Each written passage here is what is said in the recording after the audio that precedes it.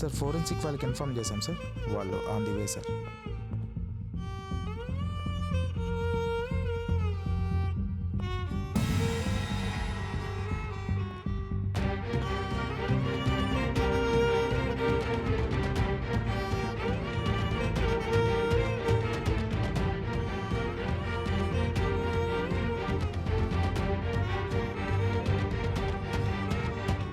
జైని చంపింది నువ్వేనా? సార్ ఈ మర్డర్ చేసింది తన వైఫే సార్. ఇంటికి ఆటోమేటిక్గా కనెక్ట్ అయిన సీసీటీవీ ఫుటేజ్ ల్యాప్టాప్లో దొరికింది సార్. మీరే ఒకసారి చూడండి సార్.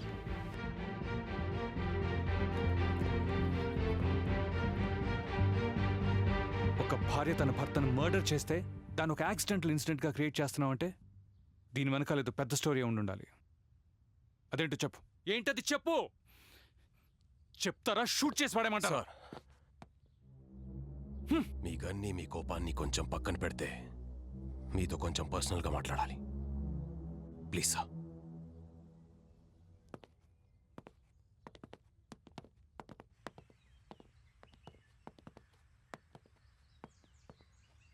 ఫిజికల్గా జైని చంపింది శృతియే కానీ మెంటల్లీ తను కావాలని ఉద్దేశపూర్వకంగా చంపలేదు. అక్కడ జరిగింది హత్య. హత్య చేసిన ప్రతి ఒక్కడు ఉద్దేశపూర్వకంగా చేస్తాడని కాదు. తనలో ఉన్న ఆత్మ ఈ హత్య ఎందుకు చేసిందో తెలియాలంటే శృతి ఇక్కడే ఉండాలి సార్.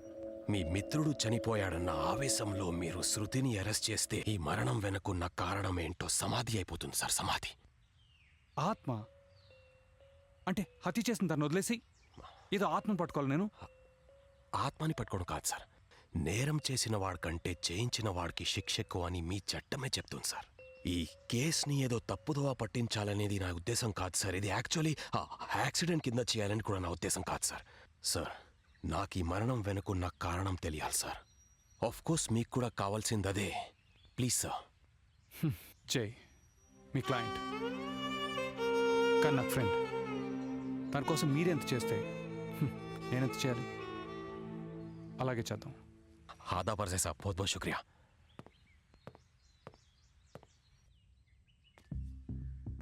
అసలు పాపతో పేర్లైన ఆత్మ ఎవరు? తను శృతిని టార్గెట్ చేసి తన హస్బెండ్ని ఎందుకు చంపింది?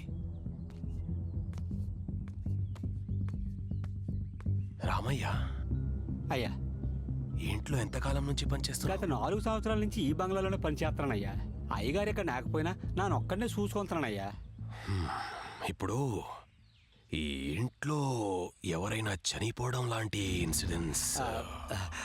అంటే అయ్యగారు ఈ బంగ్లాలోకి రాకముందు రోజు ఆ రాత్రి ఒక కుర్రోడు చూసి అమ్మగారికి ఈ విషయం తెలిస్తే భయపడతారని అయ్యగారు దాచేశారయ్యా. కానీ ఈ విషయం అయ్యగారి స్నేహితుడు ఎస్ఐ గారు ఉన్నారు కదండి, వాళ్ళిద్దరికి తప్ప ఎవరికి తెలియదండి. శుక్రియా శుక్రియా. అయ్యా ఉంటానయ్యా.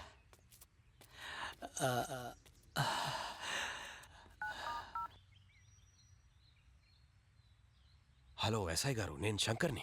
శంకర్ చెప్పండి. సార్ ఆ జయ్ గారింట్లో ఒక అబ్బాయి సూసైడ్ చేసుకుని చనిపోయాడని తెలిసింది. ఈ ఇన్సిడెంట్ జై తన ఇంటికి షిఫ్ట్ అవుదాం అనుకున్న ముందు రోజు రాత్రి జరిగింది. ఒక అబ్బాయి తను మోసం చేసిందని ఒక అమ్మాయిని కిడ్నాప్ చేసి తన కళ్ళ మూసుకుని చచ్చిపోయాడు. ఈ విషయం మళ్ళీ శృతికి తెలిస్తే ఎక్కడ రావడానికి భయపడుతుందో అని తనకు చెప్పలేదు. ఆ చనిపోయిన అబ్బాయి వివరాలు ఏమైనా దొరుకుతాయి సార్? Yeah sure. అది నేను కానిస్టేబుల్కి ఇచ్చి పంపిస్తాను. ఓకే అలాగే sir. Thank you. Thank you sir. నమస్తే సార్. సలాం అలైకుం. చెప్పండి సార్. మీతో కొంచెం మాట్లాడాలి. నా పేరు శంకర్ ప్రసాద్ సార్. నేను ఇక్కడే బస్తీలో ఉంటాను. మీ అబ్బాయి సూసైడ్ చేసుకున్న బంగ్లా ఇప్పుడు మా క్లయింట్ జయ్ గారు తీసుకున్నారు. మీ బాబుకి జయ్ గారికి గొడవలు తగాదాలు ఏమైనా ఉన్నాయా సార్? వాడికి చదువు ఉద్యోగం తప్ప వేరే ఉద్దేశమే ఉండేది కాదు సార్. ఒక అమాయకుడి జీవితాన్ని ఆ అమ్మాయి తన స్వార్థం కోసమే నాశనం చేసింది. కళ్ళతో చూసినవి ఏది నిజం కాదు సార్. ఆఖరికి కన్నవాళ్ళం మేము కూడా వాడిని నమ్మలేదు సార్. టీవీల్లో వాట్సాప్ వీడియోలో వచ్చినవే చూసి నమ్మాము, కానీ నిజానికి నటకే నమ్మదు సార్. కానీ అబద్ధానికి ఆతృత ఎక్కువ సార్. సార్ ఈ పాప మీ అబ్బాయికి ఏమైనా తెలిసి ఉండొచ్చా? లేదు సార్, ఈ పాపను మా అబ్బాయితో ఎప్పుడు చూడలేదు సార్. అంటే మీ బాబు ఈ పాపతో ఆడడం గాని చనువుగా ఉండడం గాని ఏమైనా చూసారా? లేదు సార్, వీళ్ళిద్దరిని ఎప్పుడు చూడలేదు ఇక్కడ. ఠీకే సాబ్, ఠీకే. సరే సార్. ఆదావర్ సే. గురూజీ నమస్తే. చెప్పు శంకర్. గురూజీ మీ సాయం కావాలి కొంచెం. గురూజీ ఉంటాను. సరే రండి గురూజీ.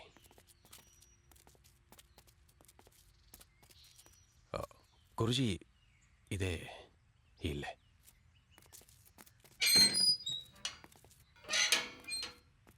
గురూజీ నేను ఈ పాపకి ఇక్కడ సైకలాజికల్ ట్రీట్మెంట్ కోసం వస్తే ఒక ఆత్మతో డీల్ చేయాల్సి వచ్చింది. కారణం లేకుండా ఏ సమస్య మనల్ని వెతుక్కుంటూ రాదు. రండి గురూజీ.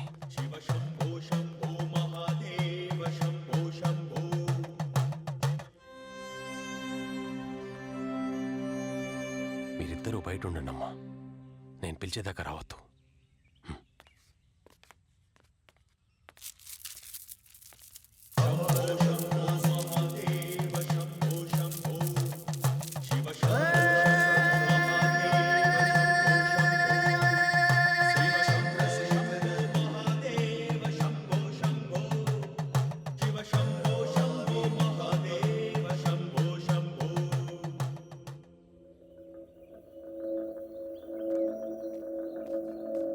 ఇంట్లో ఆత్మ ఉండడం నిజం.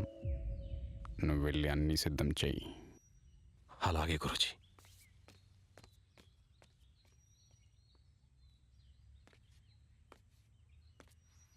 ఈ ఇంట్లో ఉన్న ఆత్మహత్య చేసుకున్న అబ్బాయిది కాదు. ఒకవేళ అతందే అయి ఉంటే నా మెడలోని రుద్రాక్ష మాల తెగి నేల మీద పడి ఉండేది కాదు. మరి ఇక్కడున్న ఆత్మ ఎవరిది గురూజీ? ఇక్కడున్న ఆత్మ ఎవరిదో తెలియాలంటే ముందు ఆ పాప ఎవరో తెలియాలి. ఆ పాప జీవితంలోకి ఎందుకు వచ్చిందో తెలుసుకోవాలి. ఈ ప్రశ్నకు సమాధానం దొరికితే నీ అన్ని ప్రశ్నలకు సమాధానం దొరికినట్టే. గురూజీ ఇప్పుడు ఆత్మ శృతిని అడ్డం పెట్టుకుని జైని చంపేసి ఈ తాయితిని చేతికి కట్టుకోమ్మా. నేను మళ్ళీ నిన్ను కలవడానికి వచ్చిన వరకు దీన్ని తీయద్దు. శంకర్,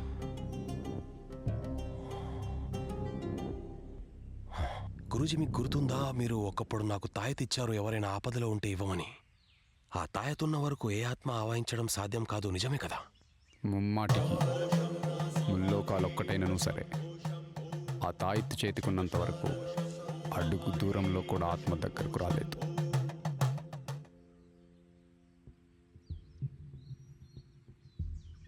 శంకర్, గురూజీ ఏమైంది? ఏం లేదు గురూజీ, పదండి రండి.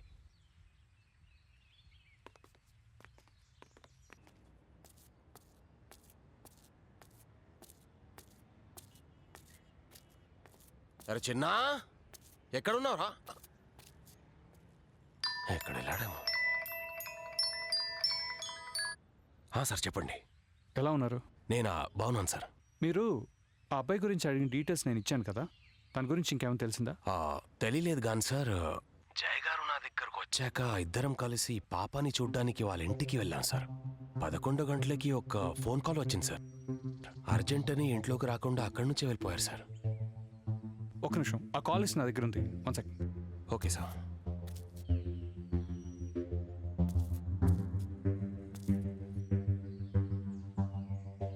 జైకి సార్ ఆ రోజు వచ్చిన లాస్ట్ కాల్ సంజీవ్ని హాస్పిటల్ నుంచి. Exactly sir. ఆ ఫోన్ కాల్ రాగానే జయ్ గారు మొత్తం టెన్షన్ అయిపోయింది సార్. వెంటనే నాకు వదిలేసి వెళ్ళిపోయాడు. యా, 11 o'clock కదా? శంకర్ గారు ఒకసారి కలుద్దాం. సార్. Okay sir. ఓకే. ఖుదా హాఫిజ్.